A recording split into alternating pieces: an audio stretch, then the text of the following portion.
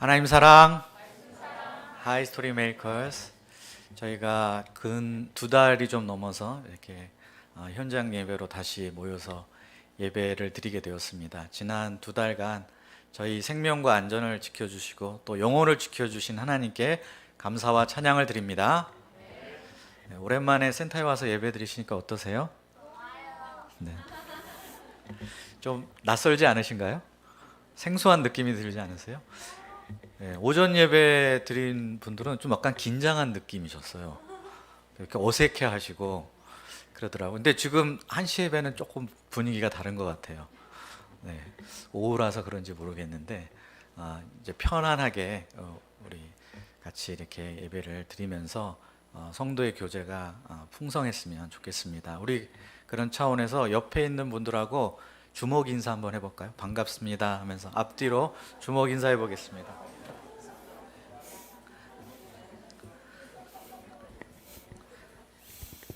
네, 정말 오랜만에 뵙는 분들 계셔가지고 너무 반갑습니다. 네.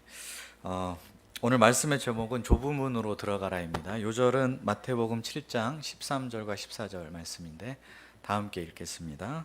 시작.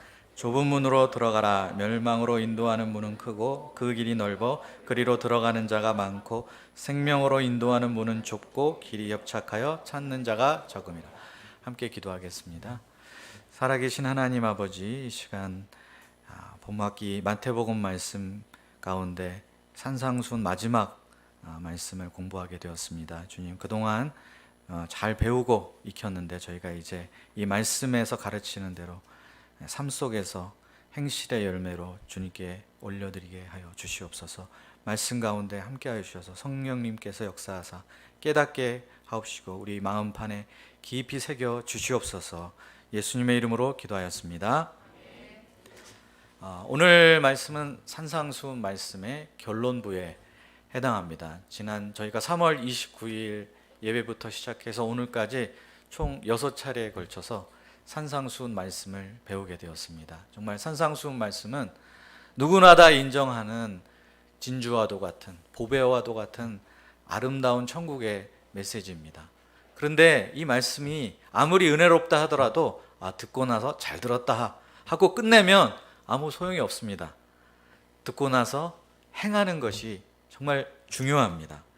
그래서 예수님께서는 이 행함의 중요성에 대해서 오늘 3가지 비유, 즉 두 문과 두 갈래 길에 관한 비유, 그리고 두 나무의 비유, 그리고 두 건축자의 비유를 들어서 우리에게 말씀해 주고 계십니다. 이 각각의 비유에는 어떤 메시지가 담겨져 있을까요?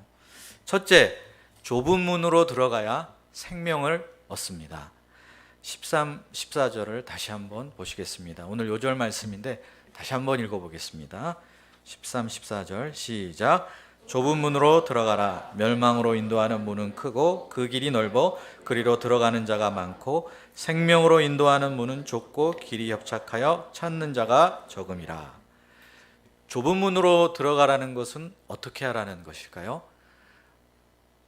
좁은 문으로 들어간다는 것이 단순하게 생각하면 어렵고 힘든 길을 가는 것이 좁은 문으로 들어가는 것이다 라고 생각하기 쉽습니다. 그런데 이 예수님 당시에 그렇게 어렵고 힘든 신앙생활을 했던 대표적인 사람들이 바리새인들이 있었습니다. 바리새인처럼 사는 게 좁은 문으로 들어가는 것일까요? 그럴 수는 없지 않습니까?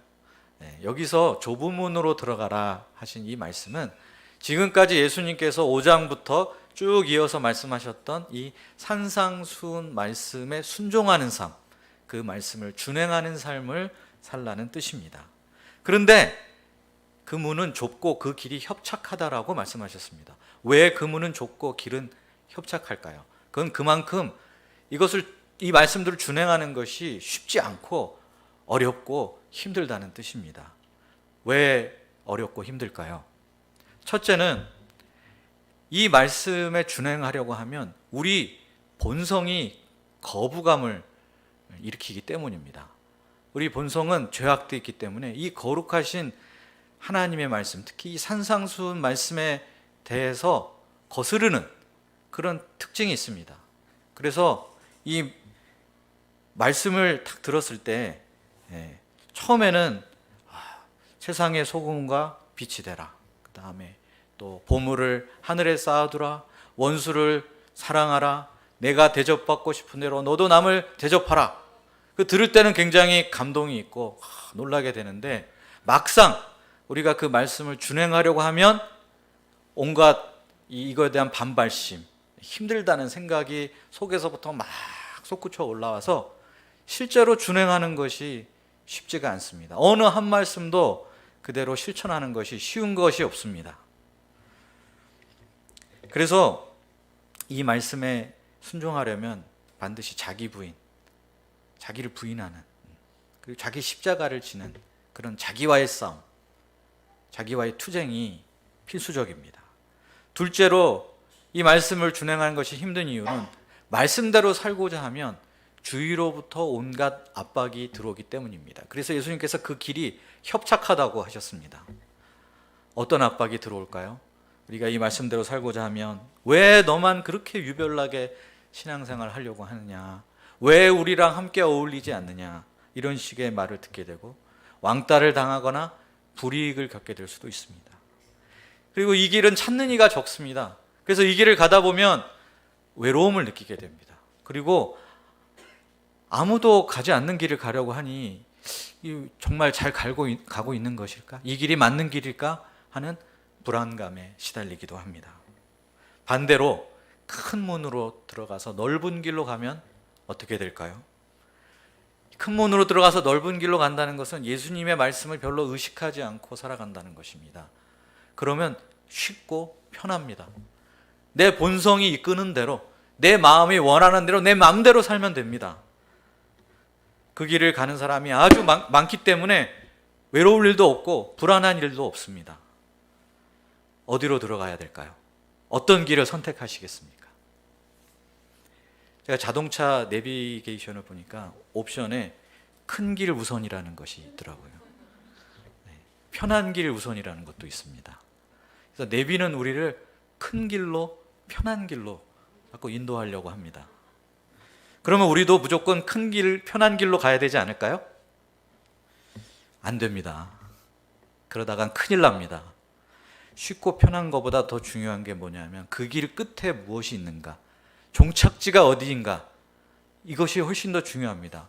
만약 어떤 내비가 있는데 큰 길, 쉽고 편한 길로 우리를 인도해서 그 길을 쭉 따라갔더니 알고 봤더니 낭떠러지.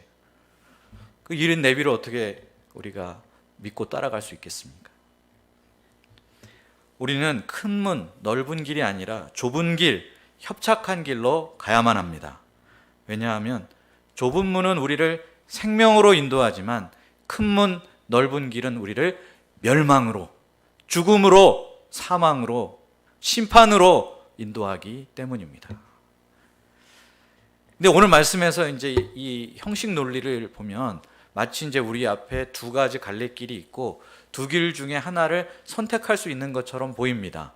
그런데 실존적으로 보면 길은 하나밖에 없습니다. 왜냐하면 나머지 한 길은 들어가면 죽는 길이기 때문에 그 길은 선택해서도 안 되고 선택할 수도 없는 길입니다.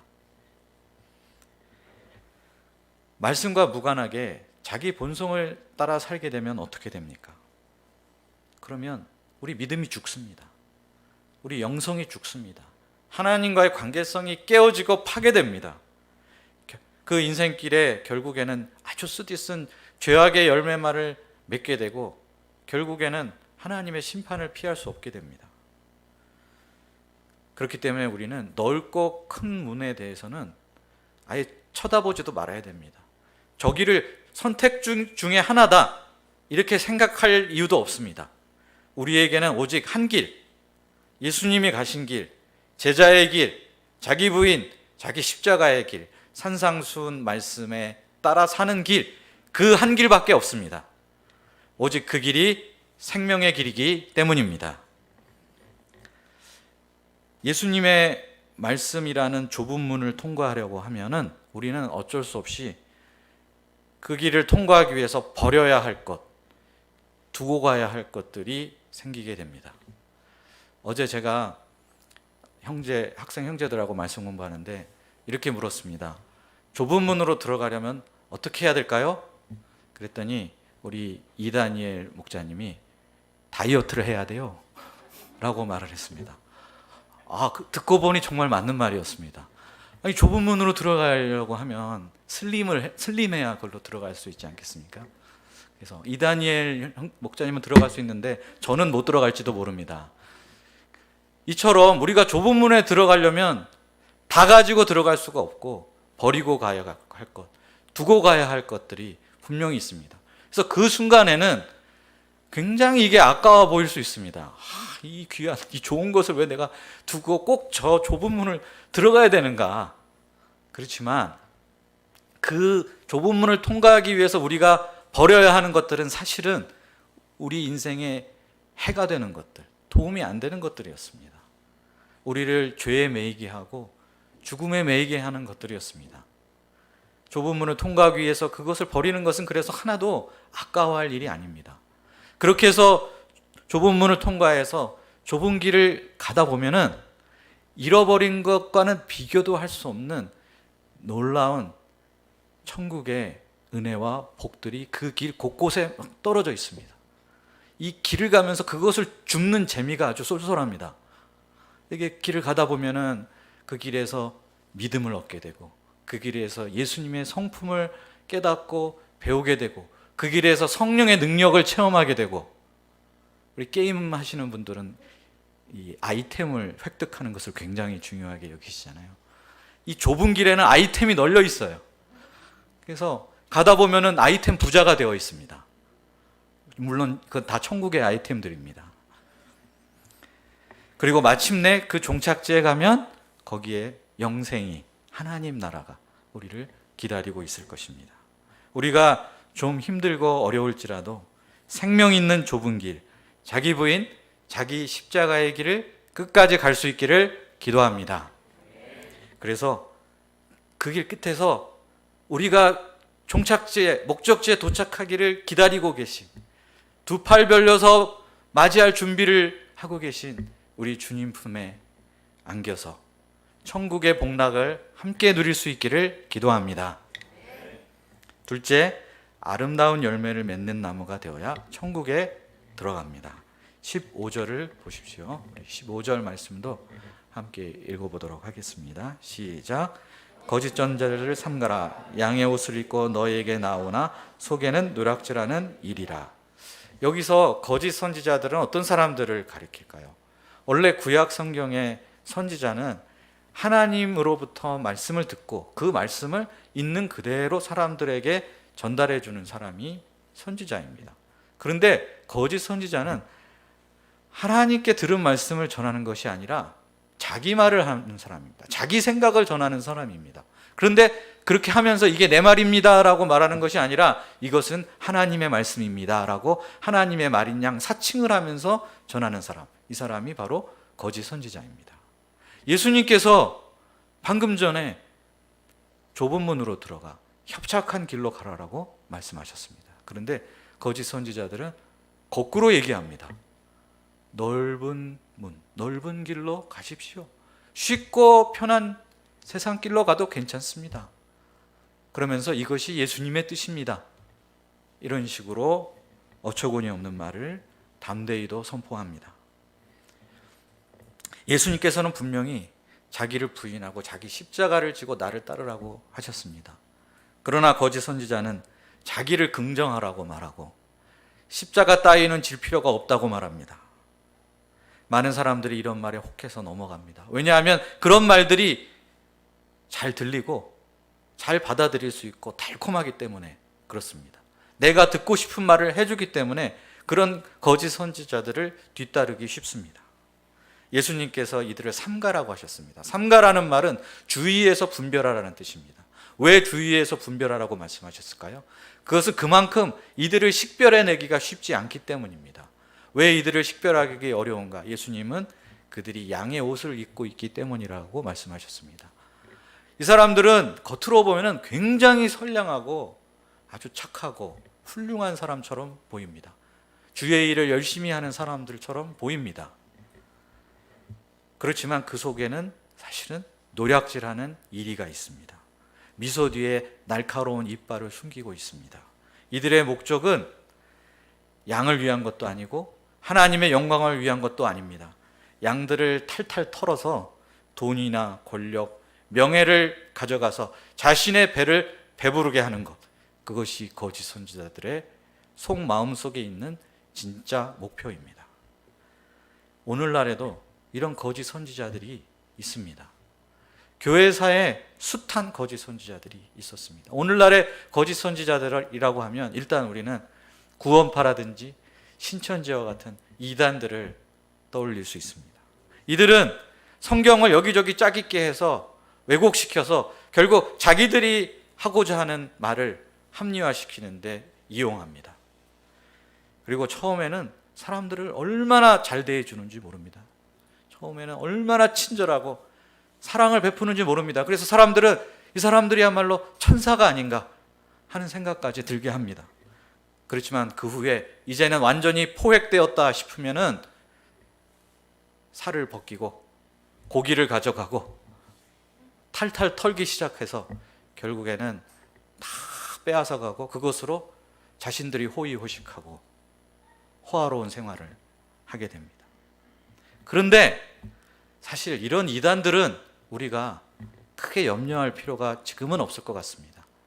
최근 우리나라에 두 가지 큰 사건이 있었는데 세월호 사건과 이번 코로나19 사태였습니다. 그런데 참 공교롭게도 세월호 사건 때 구원파라는 이단의 정체와 실체가 드러나고 이번에 코로나 사태로 인해서 신천지 실태가 다 드러나서 온 국민이 이제는 이 두 이단이 얼마나 문제가 많은 집단인지를 다 알게 됐습니다.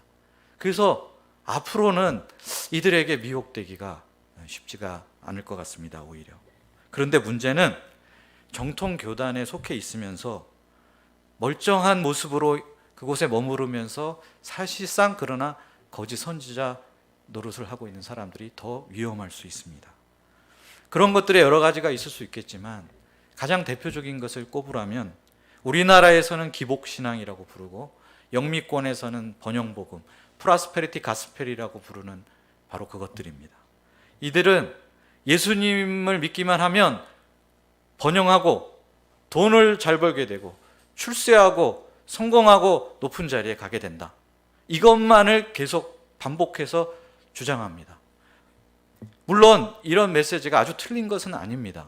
주님께서 복을 주시면 얼마든지 우리 삶을 번영하게 하실 수 있습니다. 그런데 문제는 이 거짓 선지자들은 성경에서 오직 이런 부분만 이야기하고 강조할 뿐이지 다른 얘기를 하지 않습니다. 죄에 대해서, 회개에 대해서, 자기 부인과 자기 십자가의 제자도에 대해서는 일체 아무 말도 하지 않습니다. 산상수훈 말씀에 대해서도 잘 가르치지 않습니다. 이들은 결국 사람들을 큰 문으로 들어가게 해서 결국에는 멸망에 이르게 하는 자들입니다. 우리는 이런 거짓 선지자들을 조심해야 되겠습니다. 근데 다음 문제는 무엇으로 그러면 거짓 선지자인지 여부를 식별할 수 있는가 하는 것입니다. 예수님께서는 16절과 20절에서 그들의 열매로 그들을 알리라라고 말씀하셨습니다. 열매는 속일 수 없습니다. 콩 심은 데 콩 나고 팥 심은 데 팥이 나는 법입니다. 좋은 나무는 아름다운 열매를 맺고 못된 나무는 나쁜 열매를 맺을 수밖에 없습니다. 아름다운 열매를 맺지 못한 나무는 찍혀 불에 던져집니다. 이것은 결국 하나님의 무서운 심판을 받게 될 것을 경고하시는 것입니다. 거짓 선지자들은 결국에는 하나님의 심판을 피할 수 없게 됩니다. 하나님의 말씀이 아닌 것을 하나님의 말씀인 양 사칭한 죄, 가짜 뉴스를 퍼뜨려서 많은 사람들을 멸망의 길로 인도한 죄 때문에 무서운 심판을 받게 될 것입니다. 그러면 아름다운 열매, 나쁜 열매는 무엇을 의미할까요? 우리 21절 말씀을 보십시오. 함께 21절 읽어보도록 하겠습니다. 시작. 나더러 주여 주여 하는 자마다 다 천국에 들어갈 것이 아니요 다만 천국에 계신 아버지의 뜻대로 행하는 자야 들어가리라. 이 말씀을 보니 아름다운 열매가 무엇인가를 알 수 있습니다. 아름다운 열매란 결국 하나님 아버지의 뜻대로 행하는 것, 즉 행실의 열매를 가리킵니다. 산상수훈 말씀 속에 나타난 이 천국 백성의 수준 높은 윤리를 따라 사는 삶을 가리킵니다. 반면에 나쁜 열매란 겉만 그렇듯해 보일 뿐이지 사실은 행함이 없는 그런 신앙생활을 가리킵니다. 그렇게 살게 되면 결국은 윤리적으로 아주 형편없는 수준의, 질이 나쁜 수준에 머물러 있을 수밖에 없습니다. 행실의 열매를 맺는 것이 얼마나 중요할까요? 예수님은 이것을 예수님께 대해서 주여 주여라고 부르는 사람들을 예로 들어서 설명해 주셨습니다. 이 사람들은 예수님을 주님이라고 부릅니다. 겉으로 보기에 분명히 크리스찬처럼 보이고 예수님의 제자처럼 보입니다. 그뿐만이 아닙니다. 이 사람들은 주의 이름으로 선지자 노릇, 즉 말씀도 전파하고 그 다음에 귀신도 내어쫓고 그리고 많은 권능, 치유를 행하기도 한 사람들입니다. 남다른 은사를 받았던 사람들이고 남다른 업적을, 남다른 성취를 보여준 사람들입니다. 만약에 천국을 순서대로 줄을 지어서 입장한다면 이 사람들은 몇 번째로 들어갈 사람들일까요? 패스트 트랙에 올라타서 가장 먼저 천국에 들어가야 할 사람들일 것처럼 보입니다. 그런데 예수님은 그들에게 아주 충격적인 말씀을 하십니다. 23절, 내가 너희를 도무지 알지 못하니 불법을 행하는 자들아 내게서 떠나가라. 너 누구냐? 난 너희 모르겠는데? 라고 말씀하셨습니다. 아무리 많은 업적을 남기고 놀라운 능력을 보여줬다 한들 마지막 때에 예수님께서 나는 널 모른다 이렇게 말씀하시면 그게 다 무슨 소용이 있겠습니까? 천국의 법에 따라 살지 아니하면 그 어떤 큰 성취도, 그 어떤 능력도 그것이 우리를 천국으로 인도하지 못합니다. 천국에 들어가려면 산상수훈에 나타난 이 천국의 법을 따라 살고자 애쓰는 삶을 살아야만 합니다. 근데 이 말씀을 오해하시면 안 됩니다. 잘못 생각하면 그러면 주의 이름으로 말씀을 전하고 귀신을 쫓아내고 권능을 행하는 것은 다 부질없는 짓이고 무의미한 일이구나, 이런 거 하면 안 되겠네 라고 생각하시면 오해하시는 겁니다. 예수님께서 제자들을 전도여행 보내신 적이 있는데 그때 전도여행 가서 뭐 하라고 하셨냐면 방금 얘기한 이 세 가지 하라고 하셨습니다. 복음 전파하고 귀신을 내어쫓고 병자들을 고치라고 하셨습니다. 그렇기 때문에 이거는 예수님의 제자된 사람들은 누구나 다 해야 할 일이고 모두의 사명입니다. 우리도 열심히 전도하고 선교하고 제자 양성해야 됩니다. 그런데 이보다 훨씬 더 중요한 것이 있다는 사실을 결코 잊어서는 안 되겠습니다. 그것은 바로 우리가 산상수훈 말씀대로 살아가는 것, 이것입니다. 이로써 바리새인과 서기관의 의보다 더 나은 의, 세상에 좀 도덕적이다, 윤리적이다, 훌륭하다 하는 사람보다도 더 나은 의를 우리가 보여줘야만 합니다. 제가 아주 어릴 때 외할아버지에 대한 기억이 하나 있습니다. 제 외할아버지가 제가 어릴 때 돌아가셔서 별 기억이 없는데 그 중에 하나 생각나는 기억이 있습니다. 동네에서 누군가 외할아버지 댁으로 쌀을 꾸러 오는 경우가 있습니다. 그러면 외할아버지는 외삼촌에게 이렇게 처음에 부르셨습니다. 그 집이 교회에 다니던 집이더냐? 이렇게 물으셨습니다. 그러면 이제 외삼촌이 네, 교회 다닙니다. 그러면 외할아버지께서 그래, 그럼 쌀을 내주어라 라고 말씀하셨습니다. 근데 제 외할아버지는 예수님 믿는 분이 아니셨습니다. 아주 완고한 유학자 스타일의 꼿꼿하신 그런 이제 분이셨습니다. 그런데 제 외할아버지는 예수님은 안 믿으셨는데 예수님을 믿는 사람은 믿으셨습니다. 오늘날에는 이런 일이 일어날 수 있을까요? 이런 것을 과연 우리 주위에서 볼 수 있을까요? 아무리 생각해봐도 쉽지 않을 것 같습니다. 왜 그 당시에는 예수 믿는 사람은 당연히 약속을 지키고 절대 떼먹을지 않아야 할 사람이라는 보편적인 인정을 받고 있었는데 오늘날에는 그런 신뢰를 받지 못하는 것일까요?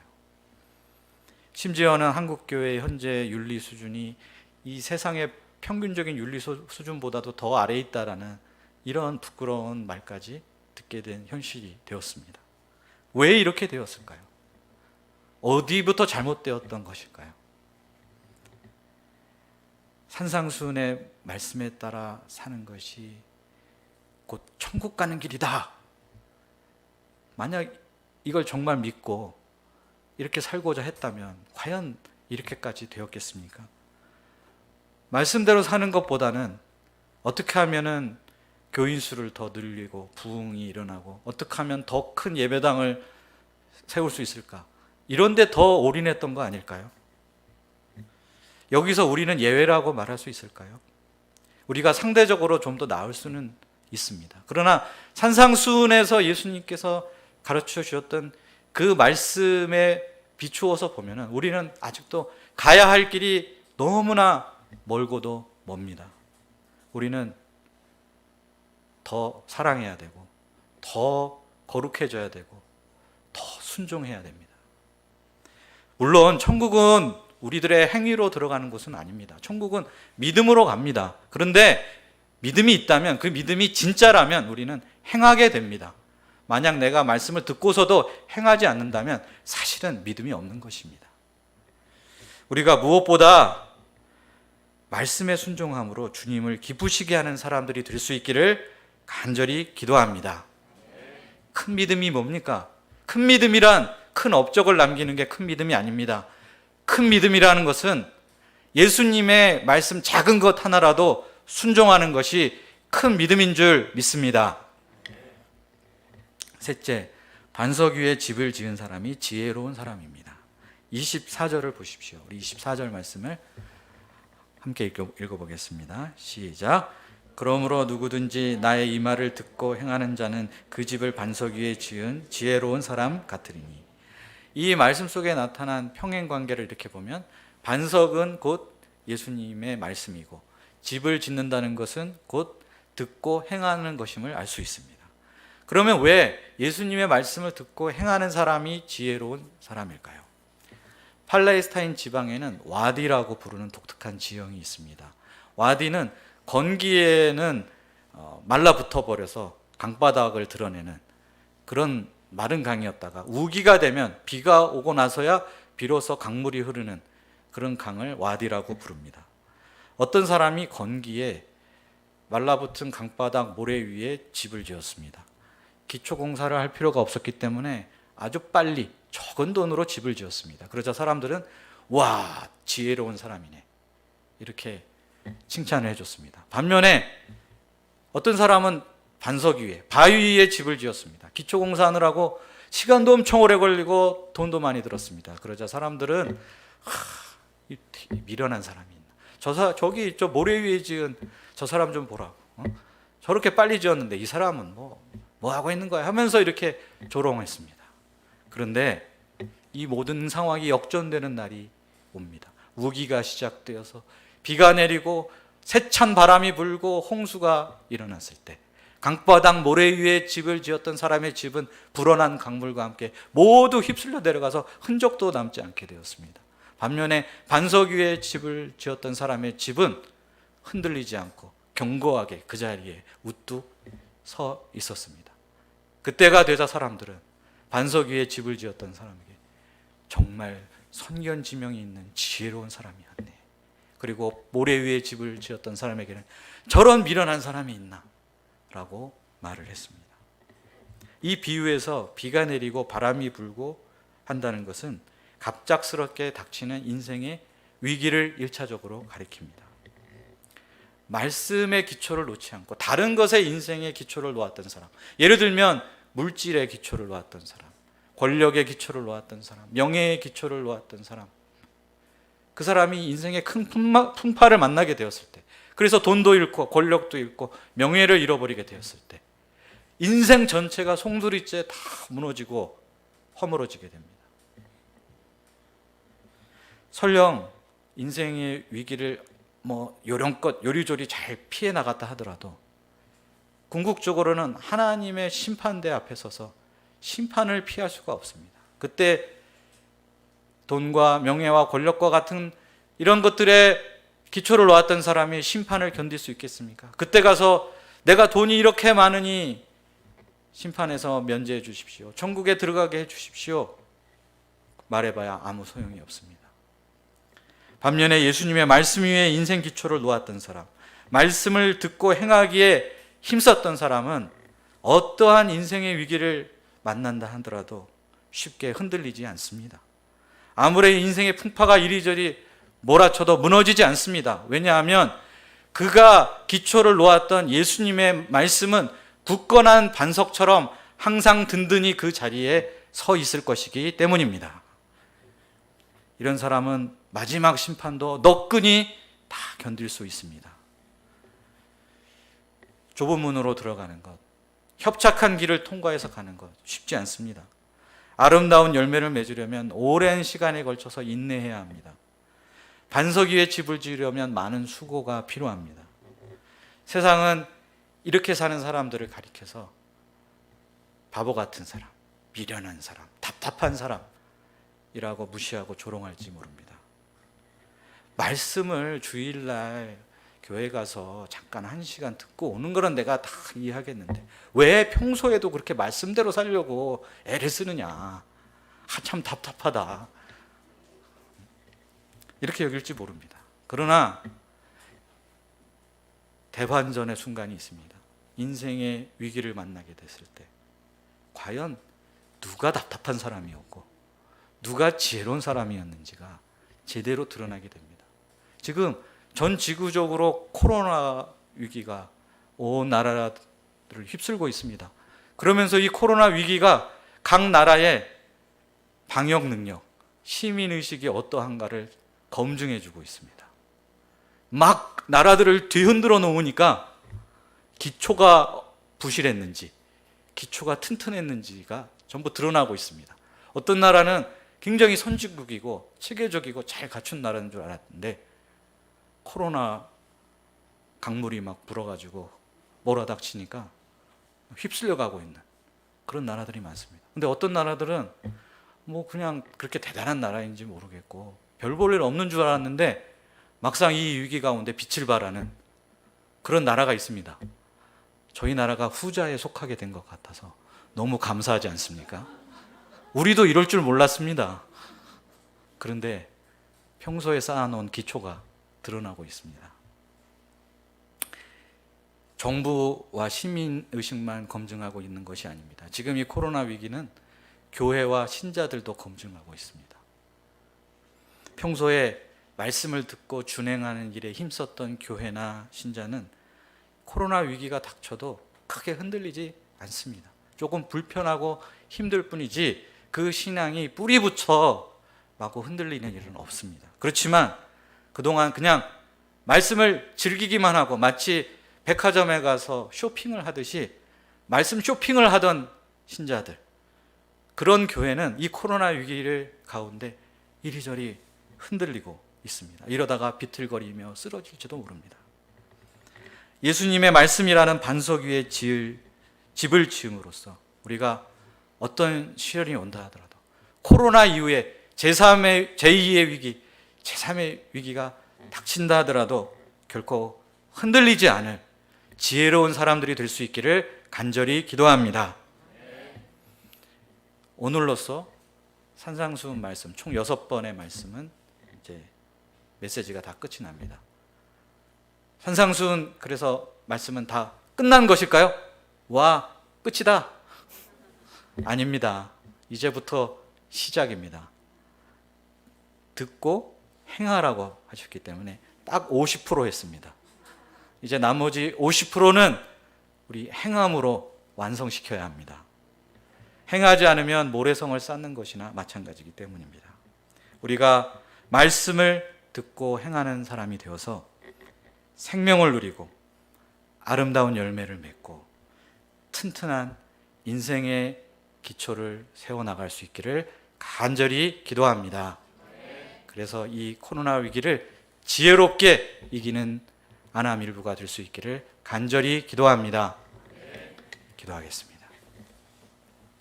살아계신 하나님 아버지, 이 시간 귀한 말씀을 주셔서 감사합니다. 그동안 산상수훈 말씀을 통해서 은혜 주시고 감동을 주셔서 더욱 감사합니다. 그러나 이제 시작입니다. 아직 반밖에 오지 못했습니다. 이 들은 말씀을 저희 심령에 깊이 새기게 도와주시고 우리 삶 속에서 행실의 열매로, 주님이 기뻐하실 열매로 주님께 드릴 수 있기를 간절히 기도합니다. 코로나 위기를 말씀을 붙들고 헤쳐나갈 수 있도록 붙들어 주시고 인도하여 주시옵소서. 예수님의 이름으로 기도하였습니다.